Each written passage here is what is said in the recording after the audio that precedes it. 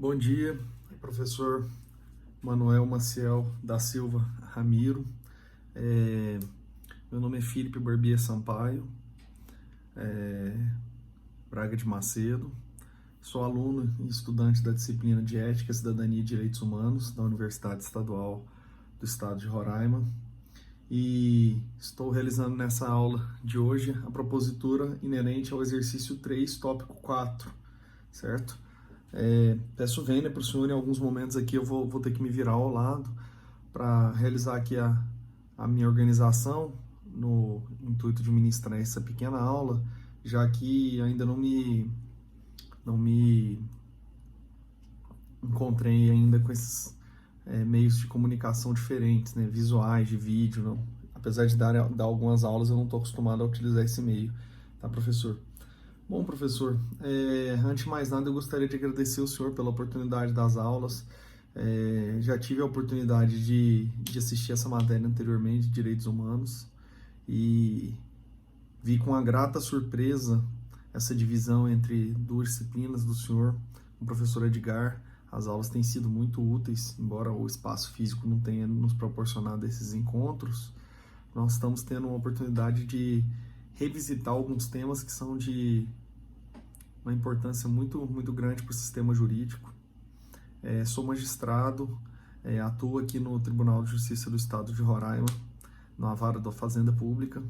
Então, algumas questões que estão sendo tratadas nas temáticas levantadas pelo senhor me geram grandes reflexões pessoais e internas e com certeza me ajudarão na tortuosa tarefa que é julgar o próximo no dia a dia. Então, mais uma vez, agradeço a oportunidade.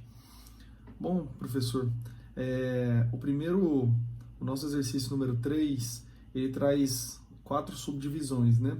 O tópico 1 fala sobre o debate sobre a dignidade humana dos indígenas entre Frei Bartolomé de las Casas e o jurista Juan Sepúlveda. Bom, antes de mais nada, professor, eu queria dizer que apesar desse caso ter acontecido nos idos de 1500, é um debate que nunca perdeu a sua atualidade. É um debate que continua sendo muito importante e muito atual. Obviamente, mutatis mutandis, né? Adaptado aos tempos atuais, já que se passaram centenas de anos, né? Conforme havia sido feito aqui, organizado no meu plano, vou fazer uma breve exposição do que eu falei aqui no plano e depois vou tratar sobre as minhas impressões pessoais, tá? Então, a figura central desse debate era o frei dominicano Bartolomé Las Casas, que era engajado na luta pelo fim do uso da força como meio de evangelização. Ele foi uma figura ícone na proteção indígena e na própria concepção de humanidade, retratando a própria origem dos direitos humanos na América Latina. Então, era, obviamente, um homem à frente do seu tempo, num momento em que existiam uma série de movimentos de agressão aos índios. Vinha-se de uma época de cruzadas, vinha-se de uma época de subjugação dos indígenas. Esse frei Bartolomé de las Casas, ele trouxe uma ideia muito diferente e com aceitação até difícil na época. E ele vai travar um embate com o Juan Ginés Sepúlveda, que era um historiador da corte espanhola. O Sepúlveda, ele propunha que se fizesse uma guerra contra os índios. Os argumentos que ele usa são argumentos já conhecidos por nós. A idolatria, por exemplo, principalmente a Igreja Católica, ela tinha essa postura de subjugar aquele que tinha uma cultura diferente. Então, se o indígena idolatrava o deus terra, o deus peixe, qualquer deus que fosse, eles consideravam aquilo idolatria. Como eles detinham um meio de força, o que eles faziam? Subjugavam os indígenas, né? Então, ele queria travar uma guerra contra os índios por esse motivo de idolatria, afirmando que essa idolatria praticada pelos índios obstruiu o avanço do cristianismo e da igreja, acreditando que era preciso acabar com os obstáculos à pregação evangélica. Isso não é uma novidade, né?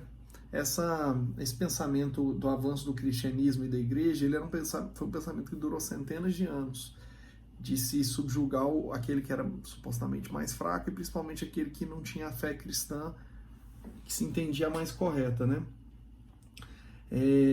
Esse jurista, Juan Ginés de Sepúlveda, ele informava que uma nação cristã Ele entendia que ela podia julgar outra pelo caminho religioso, possuindo autonomia para anular as heresias, idolatrias e ritos pagãos, podendo inclusive aplicar punição.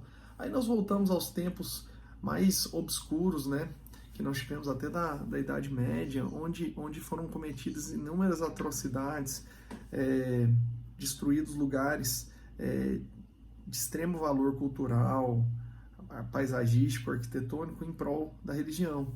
Infelizmente, lamentavelmente, naquela época era esse o entendimento que preponderava, que era heresia, que o que não era da igreja não era válido. Então, aqui ainda afirmo que a combinação desses elementos adicionada à pregação do evangelho podia aumentar a força dos cristãos na destruição da idolatria e na conversão dos índios, posto que a igreja era o principal agente responsável em salvar a humanidade, especialmente dos índios e de sua idolatria e paganismo, conduzindo-os contra a sua própria vontade à verdadeira religião. Então aqui, professor, é aquela questão que a gente sabe que infelizmente acontecia. A Igreja Católica naquela época, ela se entendia como a bastiã da moralidade e a garantidora de que as pessoas tivessem um espaço no céu. Então, baseado naquela visão de que se usava para dominação de inferno, de céu, então, como a Igreja Católica era a única aceitável, ela tinha um poder, um aparato estatal muito grande, ela se armava e se sentia no direito de converter aquele que tivesse uma religião diferenciada, supostamente trazendo a pessoa para o caminho da luz, né? Fazendo aqui uma analogia, ainda que fosse a própria vontade, já que nenhuma outra religião era considerada válida, e sim ato de, às vezes, em alguns momentos da história, de bruxaria, né? Já o Las Casas, ele tinha um pensamento totalmente inovador.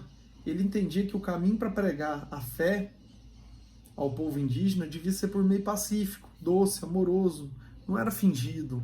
Ele entendia que os métodos cristãos registrados nos evangelhos eram os mais adequados para decretar o fim da idolatria entre os índios. Veja que ele não era contrário ao entendimento de que aquela idolatria era incorreta. O que ele entendia apenas era que a forma pela qual o Sepúlveda fazia uso da força não era a forma correta. Ele entendia que deveria haver um jeito, aqui pode ser definido de amoroso, mas seguindo os evangelhos, pregando aquilo que Cristo realmente sempre pregou, que é o amor entre as pessoas e tudo mais, e não a utilização da violência, que nós sabemos que foi o que deturpou dezenas de guerras baseadas na vontade de Cristo ao longo dos anos, né? Então, aqui a gente vê que Las Casas, ele acabou revolucionando o cristianismo latino-americano, que ele foi contra o sistema colonial de escravização dos índios, maus tratos aos povos indígenas. Ele propunha respeito, comunhão, defesa da vida, liberdade e da dignidade indígena, para somente a partir daí pregar a fé. Então ele entendia pela necessidade de que os indígenas tivessem essa pregação, mas ele queria ganhar a confiança dos indígenas. E eu acho que esse é o verdadeiro debate, que é muito válido. Então fica uma reflexão muito interessante sobre essa questão entre eles. Olha, então, agora eu vou passar, professor, a análise da segunda questão. Então, só para concluir, esse é o debate, é um debate que tem muita utilidade atualmente. Nós vivemos num tempo, professor, de muita intolerância. As pessoas hoje, elas não debatem, elas não se respeitam, elas não se aceitam. Então, naquela época, assim como hoje, a gente vê que os indígenas, eles não têm respeito à dignidade deles, as pessoas sequer conhecem o que é a realidade indígena. Então, esse debate é muito antigo, mas será que ele é tão antigo assim? Atualmente nós percebemos constantes violações aos direitos dos indígenas, consubstanciadas em atos de abuso do direito de propriedade. Nós que vivemos no estado de Roraima sabemos muito bem disso, como foi o caso da Raposa Serra do Sol. E percebe-se, às vezes, até uma certa ojeriza da população em geral com o povo indígena, como se eles fossem invasores, quando, na verdade, se a gente for avaliar, poderíamos nós ser considerados invasores, né? Então, acho que essa é a grande reflexão. Bom, professor, no tópico número 2, a gente vai estudar aqui a violação à dignidade dos indígenas roraimenses, Estado versus indígenas, um artigo, né? Professor, antes de mais nada, eu gostaria de fazer uma consideração que vem da minha atuação na prática nesse tema. Como eu falei para o senhor, eu atuo na vara da Fazenda Pública e o que nós temos evidenciado aqui no estado de Roraima é uma situação de extrema vulnerabilidade dos povos indígenas, principalmente daqueles indígenas que sequer dominam o idioma. Então, não raras as vezes, nós percebemos que existem alguns indígenas que estão em estado de isolamento, que essas pessoas elas não têm sequer documentos, elas não podem frequentar hospitais, elas não podem matricular seus filhos em escola. A decisão da Raposa Serra do Sol, que poderia ser fruto de uma outra aula para a gente fazer uma discussão, ela é uma decisão muito importante, paradigmática, mas ela precisava de ter sido acompanhada.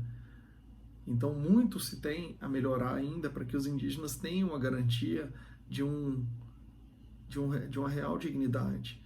Os indígenas fazem parte, assim como nós, do povo brasileiro, e muitas vezes nós percebemos que, apesar do artigo 1º, inciso 3 da Constituição Federal prever como um dos fundamentos da República Federativa do país a dignidade da pessoa humana, não é isso que acontece. Eles muitas vezes não têm um tratamento digno. E eu vejo isso com muita preocupação. Então, aqui no meu plano de aula, eu trato o seguinte, que a Constituição prevê no artigo 231 e assegura aos indígenas o direito à diferença, ou seja, o direito de serem diferentes e de serem tratados de forma diferenciada, o que também traz previsão no Estatuto do Índio.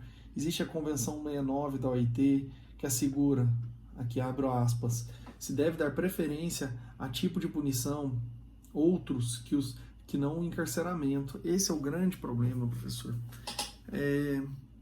O encarceramento, ele é uma política lamentável e que poderia dar ensejo a diversas discussões aqui criminológicas, as quais eu me reservo o direito de não tê-las em decorrência do curto espaço de tempo para exposição. Mas sabe-se que o encarceramento ele já não é uma solução sequer para os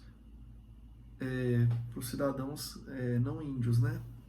Não resolve, a pena não cumpre os fatores de prevenção geral, prevenção especial, positiva, negativa. Nós sabemos que talvez ela isole o indivíduo, mas ela não melhora nenhum indivíduo.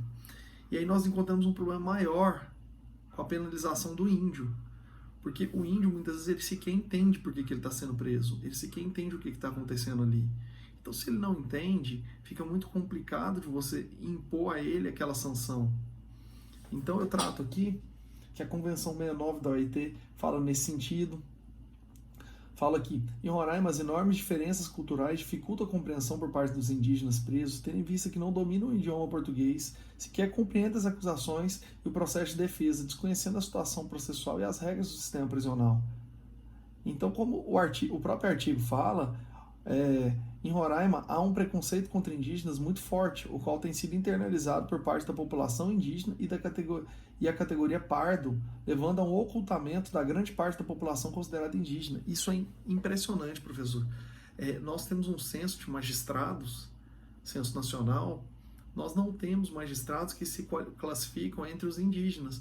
Em Roraima nós temos um magistrado que se classifica entre os indígenas, o doutor Aloysio Vieira, mas é raríssimo. Você percebe que existe um próprio preconceito dos próprios indígenas se colocarem nessa condição. Eles se dizem pardos. Isso mostra como é que existe um verdadeiro senso comum de deturpação de uma qualidade que o indivíduo tem. Aquilo ali faz menção a uma característica dele que ele deveria ter orgulho, e isso hoje é motivo de vergonha para muitos. Então, a gente conclui aqui verificando o seguinte, faço aqui apenas uma consideração final, que traz um artigo muito interessante que fala aqui que alguns indígenas presos no estado de Roraima começaram a se organizar para reivindicar os direitos diferenciados garantidos na Constituição, que passou a ser tema de debate em organizações indígenas, como a Organização de Indígenas da Cidade, ODIC, da capital, Boa Vista, e também da Defensoria Pública do Estado de Roraima e do Ministério Público Federal. Tá? Então, isso é muito interessante. Justamente porque os índios eles têm que receber um tratamento diferenciado dos indígenas. Eu acho que esse artigo ele contribui de forma muito interessante para essa discussão. O estado de Roraima é hoje o estado com a população proporcionalmente que existe mais indígenas no país. Então é daqui que tem que sair esse tipo de discussão. É daqui que nós temos que criar esse modelo de respeito indígena. Tá? Então, seguindo o que foi tratado aqui, professor, o tópico 3 trata de uma decisão judicial de uma colega do Amazonas, que, bom, dispensa referências sobre a importância da decisão, né? Mas é uma ação civil pública proposta pelo Ministério Público Federal em face da União e da União Nacional do Índio, que tem como objeto a concessão de provimento jurisdicional que declara a violação dos direitos fundamentais do povo Waimiri-Otroari em razão da construção da BR-174, famoso BR que liga Manaus a Boa Vista, durante a época do regime militar. Aí a gente sabe que a construção da BR-174 trouxe consequências para o povo Waimiri-Otroari. Então aqui a colega ela vai tratar na decisão dela de maneira fundamentada essa decisão como um todo, né? E o que ela vai analisar aqui, professor? Peço vênia para fazer uma breve leitura aqui do que ela trata. Ela trata aqui para fundamentar a decisão dela, ela fala o seguinte: quanto às preliminares, acho que isso não é tão relevante, né?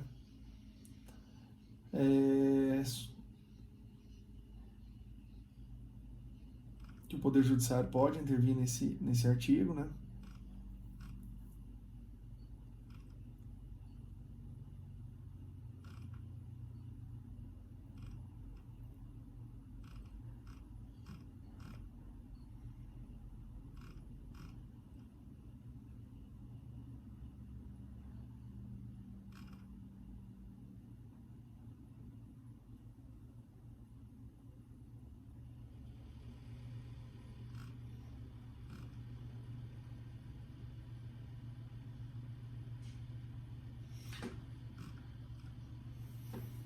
Bom, eu gostaria de falar aqui sobre o pedido que ela fala, que eu achei interessante, professor, peço desculpa, eu estava só avaliando aqui o que é relevante trazer para o senhor, mas ela fala aqui sobre os pedidos de tutela de urgência, que pedem aqui a adoção de medidas necessárias para retificar a área objeto da homologação do decreto e abstenham-se imediatamente de adotar quaisquer medidas legislativas ou administrativas que tenham impacto sobre o território Waimiri-Otroari. Então a juíza ela faz uma análise bem aprofundada aqui de toda a questão, tá? E o que ela fala no final? Ela fala, olha, define em parte o pedido de tutela de urgência para determinar que os requeridos se abstenham de realizar empreendimentos que sejam capazes de impactar em grande escala, tais como atividade de mineração e instalação hidrelétrica, no interior da terra indígena Waimiri-Otroari, sem haver consentimento prévio e vinculante do povo Kinja. Nos demais casos, embora haja o dever de consulta prévia nos termos da Convenção 169 da OIT, essa decisão não estendeu o efeito vinculante. Então, assim, professor, a gente vai tratar aqui o seguinte: a construção da BR-174 e as consequências trazidas para o povo Waimiri-Otroari são alguns episódios mais tristes na história recente do país, tendo em vista que não foram baseadas em política de contato e ataques que foram baseados em políticas de contato e ataque direto aos indígenas, o que causou uma redução demográfica do povo de 3.000 para 600 pessoas. O decreto de homologação da reserva indígena expressamente excluiu do território da BR-174, dividindo a terra em duas partes, não observando, portanto, o princípio da continuidade, posto que a demarcação de terras indígenas deve se orientar pela continuidade. Então, a decisão da juíza acertadamente reconheceu a necessidade de realização do empreendimento que tenha impacto na área em discussão, mas precedido de consulta do povo Waimiri-Otroari. Então, foi nesse sentido a decisão. Eu entendo acertada a decisão, pelo menos nesse momento, com vistas a impedir a realização de tais empreendimentos sem a oitiva desses povos, tá, professor? Esse é meu entendimento, eu penso que a colega agiu de maneira acertada. tá? Essa é uma discussão longa que também demandaria uma série de discussões aqui, mas o mais importante é entender que tem que se haver respeito à dignidade daquele povo, o Aimiri e o Otrori, e que tem que ser respeitado o procedimento de consulta prévia deles. As coisas não podem ser feitas com o procedimento dos, entre aspas, brancos, né? Professor, por fim aqui, nós vamos ter como atividade o tópico 4, Covid-19 e ameaça aos indígenas locais. Bom, professor, a minha vara da Fazenda Pública é a vara especializada em saúde e Covid. Então, esse é um tema que eu tenho bastante conhecimento, tenho atuado em todas as demandas inerentes ao Covid-19 que envolvem a saúde, tá? Então, aqui, bom, é lugar comum dizer, mas apenas trato a título de esclarecimento e para contribuir com o debate, que, infelizmente, o povo indígena ele não é pautado do mesmo sistema imunológico que o nosso. Então, por eles ficarem em isolamento, eles são mais suscetíveis a uma série de doenças. E isso faz com que eles se tornem um pouco mais frágeis. Então, esse artigo ele trata justamente disso. Ele fala que a população indígena brasileira vive realidades diversas, envolvendo grupos isolados, os quais são mais vulneráveis a doenças como o Covid-19, pois, além de separados, dependem de um subsistema de saúde deficitário. Na notícia, fala da terra Yanomami, que se trata de uma região dominada pelo garimpo, sendo certo que a entrada e saída dos garimpeiros, em meio à pandemia de coronavírus, pode levar a um ciclo de genocídio dos povos que vivem no território indígena. Ou seja, o garimpeiro traz o Covid e ele vai embora, e os indígenas, além de terem uma imunidade mais frágil, eles não têm como ter acesso a um hospital decente. Muitas vezes eles sequer sabem falar o idioma, e nós sabemos a complicação que o Covid pode causar, né? Então, os problemas respiratórios e tudo mais. Tem um estudo elaborado pelo ISA, Instituto Socioambiental, e pela UFMG, que aponta que a terra Yanomami é a mais vulnerável ao coronavírus entre as regiões indígenas do Amazonas, além de ser a segunda mais vulnerável ao Covid em todo o país. Isso é extremamente perigoso. Então, o que o artigo quer trazer é o risco, a manutenção do garimpo nesse momento de pandemia, principalmente de forma ilegal, afirmando que a estrutura dos territórios indígenas tem que ser repensada, devendo os casos suspeitos de Covid serem atendidos em espaços separados para reduzir o risco de contaminação. Obviamente, nós sabemos que muito se acertou, mas muito mais se errou nessa questão do Covid. E se errou como um todo, se errou em países desenvolvidos, se errou em países subdesenvolvidos e se errou com os indígenas. Então, essa é uma preocupação, uma discussão muito recente que tem que ser tratada sim. Então, acredito que eram esses os tópicos. Mais uma vez peço vênia para o senhor, professor, por ter lido algumas coisas aqui, mas para me organizar melhor e para poder trazer alguns temas do que eu gostaria de falar, penso que foi a melhor forma. Queria agradecer a oportunidade dessa matéria com o senhor. Acredito que as aulas foram bem elucidativas e a discussão de direitos humanos é uma discussão que não se finaliza em um só assunto. Em alguns artigos aí tive a oportunidade de falar sobre hard cases, sobre bloco de constitucionalidade, que são questões que eu acho apaixonantes. Gosto muito dessa questão envolvendo a Corte Interamericana de Direitos Humanos. Já fiz controle de convencionalidade em algumas hipóteses. Acho que o magistrado ele tem que hoje em dia ser ligado nesses temas, tá? E mais uma vez só queria agradecer, tá? Tenha um bom dia e finalizo assim agradecendo a oportunidade com votos de melhores dias para todos nós. Uma boa tarde, professor.